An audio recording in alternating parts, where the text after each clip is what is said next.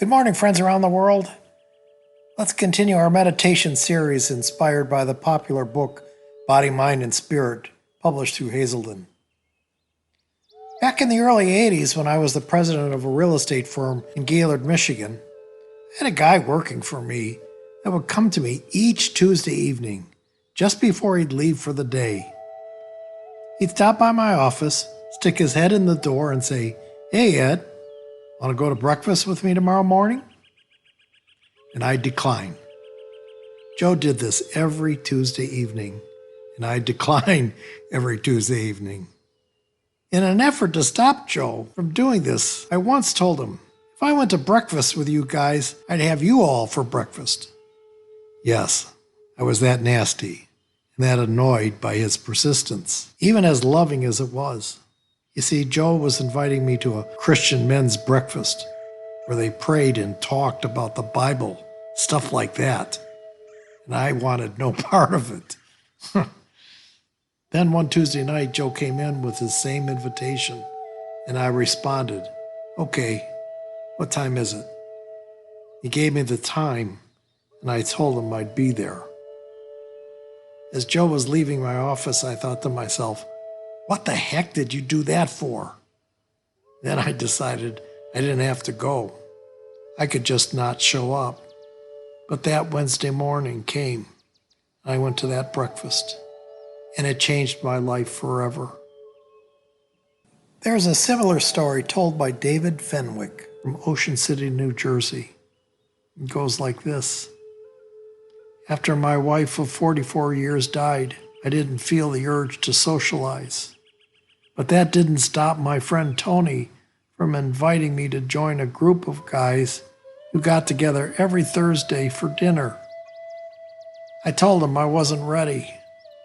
He called again the next week, and again I said no. He kept calling every week, and finally I said, "Okay, I'll go. Anything to keep you from calling me every week." It has now been 6 years since my wife died, and thanks to Tony, I've been going to dinner every week with the gang we dubbed Romeo, retired old men eating out. The Apocrypha says, "A faithful friend is the medicine of life." One of the greatest gifts we have in this life is the gift of our friends, isn't it? When a friend loses a job or a loved one, we hurt too. We wish there was something we could do, really do to help, something that would ease their pain. It hurts us to see our friends upset and frightened. One thing we can do is simply be there when they need to talk and listen. We can offer our time when needed. We can let them grieve and even be angry without criticizing them. And if you're like me, sometimes in my hurry to stop the pain of my friend, I sometimes try to control the situation and forget that they need time, space, and freedom to process things. As persistent as Joe was, he always gave me time, space, and freedom to process. As present as Tony was in the Romeo story, he gave David time, space, and freedom to process his grief. Let's spend the rest of the time we have together this morning and consider these things. What do I need to consider this morning? With a question to my friends. Am I a friend to you?